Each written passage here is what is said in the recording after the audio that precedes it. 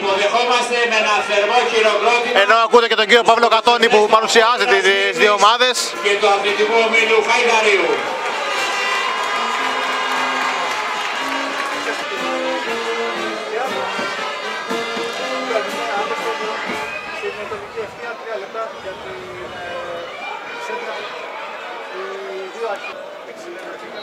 Συνεργάτες του και το παιχνίδι ξεκινάει ο μεγάλος τελικός, τελικός ασθενετός με τον Απόλλωνα στη σέντρα. Κυριαζής με το σώμα ξεπερνά τον Λεβέντη.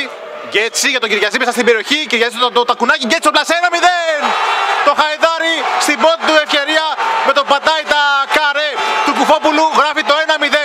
Πάνω που το λέγαμε. Κυριαζής την assist, τον γκολ ο Γκέτσι. Το Χαϊδάρι παίρνει κεφάλι στο σκορ μόλις στα πρώτα 5 λεπτά. Αλλάξει το ρου της ιστορίας, τουλάχιστον όσον αφορά το πρώτο ημίχρονο, και γι' αυτό προσπαθεί και γι' αυτό μοχθεί. Για να δούμε αυτή την προσπάθεια μες στην περιοχή. Ο Λαθούρης θα γυρίσει.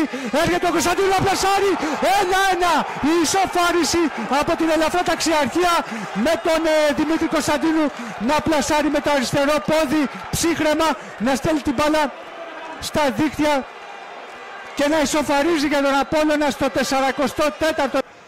Κάνει τη διαγώνια κίνηση, πολύ ωραία μες στην περιοχή, το σούτ, ο Κάρι! Δοκάρι για τον Απόλλωνα με τον τραγουστή να σημαδεύει αριστερά στη γωνία του Ντούνι, όμως η μπάλα δεν του έκανε το χατήρι, συνεχίζει ο Απόλλωνας την προσπάθειά του, τώρα είναι σε θέση offside.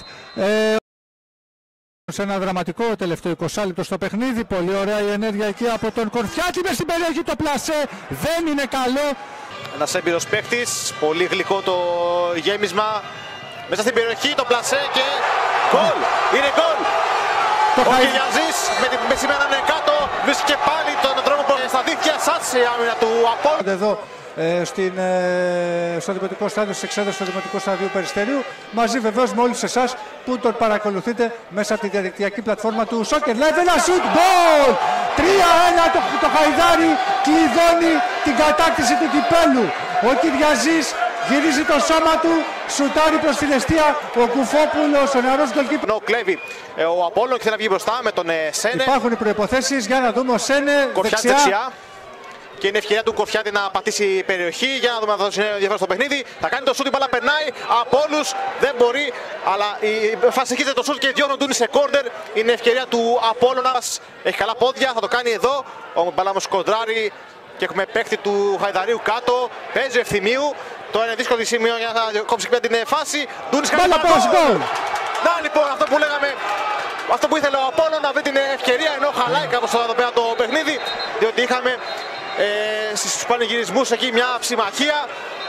Ο Μπεραχτάρης έχει φωνάξει κοντά του κάποιους παίκτες, έχει βγάλει κόκκινη κάρτα στο χέρι του, έχει αυτή τη στιγμή. Καλεί τον Ευθυμίου. Κόκκινη και έχει τον Ευθυμίου και στον Τσιούλο. Και ο Κορφιάτης παίρνει νέο πλάγιο. Αλλά έχουμε τη λήξη του αγώνα με το Χαϊδάρι, πάνω από και την ευκαιρία ο Απόλλων να σεβίνει το Χαϊδάρι.